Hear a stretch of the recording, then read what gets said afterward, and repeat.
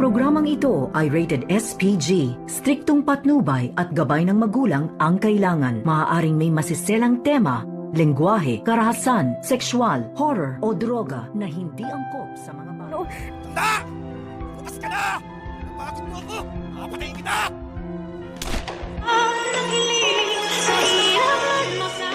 Narito na nga ang ating pagkabangan ngayong Martes sa Abot Kamay na Pangarap. Sa wakas ay nakaligtas nga itong si Lynette dito sa humahabol ng mga magnanakaw.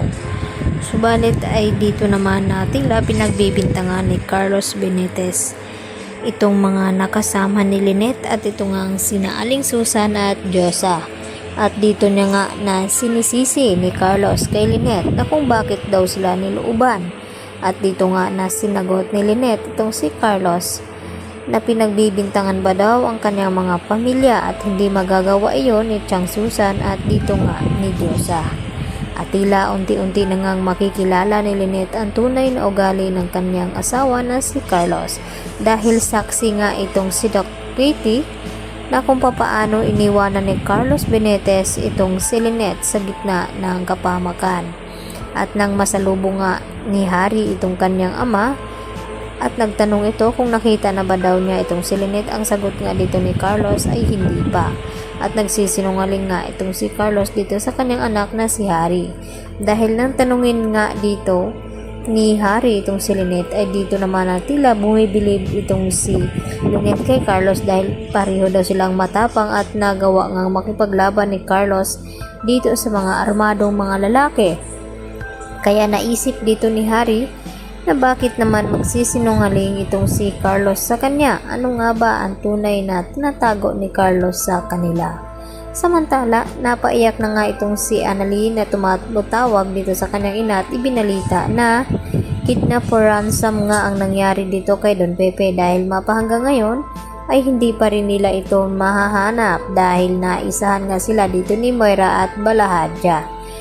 At ito namang si Zoe ay tila naawa naman siya dito kay Don Pepe kaya nagawa niya itong tanggalan ng tali nang sa ganon ay magamot ni Zoe itong mga pasa na naidulot dito ni Balahadja kay Don Pepe. At nagpapaawa effect naman itong si Don Pepe nang sa ganon ay kunin niya ang pagkakataon na ito na makuha itong baril na pinakuha nga ni Moira dito kay Zoe. At dahil matanda na nga at nahirapan ang lumakad itong si Don Pepe ay hindi agad siya nakalayo sa lugar hanggang sa dumating nga itong si Balahadja at dito naman na dali-daling nagtago itong si Don Pepe. At dito na nasalubong ni Zoe itong si Balahadja at binantaan na sana raw ay huwag saktan itong kanyang lolo dahil sa matanda na nga ito. At dito naman na hindi may pangako ni Balahadja dito kay Zoe at sa gitna nga ng kanilang paghahanap dahil may dalangang baril itong si Don Pepe ay dito naman niya na mapipilitang gamitin dahil nagbanta itong si Balahadja na kapag makita daw itong si Don Pepe ay hindi daw siya mag-atubiling paslangin ito.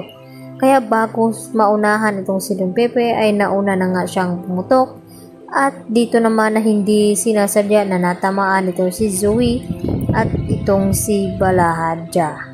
Kaya yan naman ang ating pakatutukan bukas kung tuluyan nga bang makatakas itong si Don Pepe na ngayon nga ay hirap na nga siyang makalakad dahil sa kanyang katandaan. At lalo pa't malalakas itong kanyang mga kalaban at parating na rin doon itong si Moira. At ikakagulat nila nang mayroong natamaan sa baril dito na hawak ni Don Pepe at walang iba kundi itong si Zoe. Yan po ang aking karagdagang latest update mga kapuso at yan lang po ang ating patuloy na pakaabangan bukas. Dito lamang yan sa Abot Kamay na Pangarap. Yan lang po at marami pong salamat hanggang sa muli. Bye bye!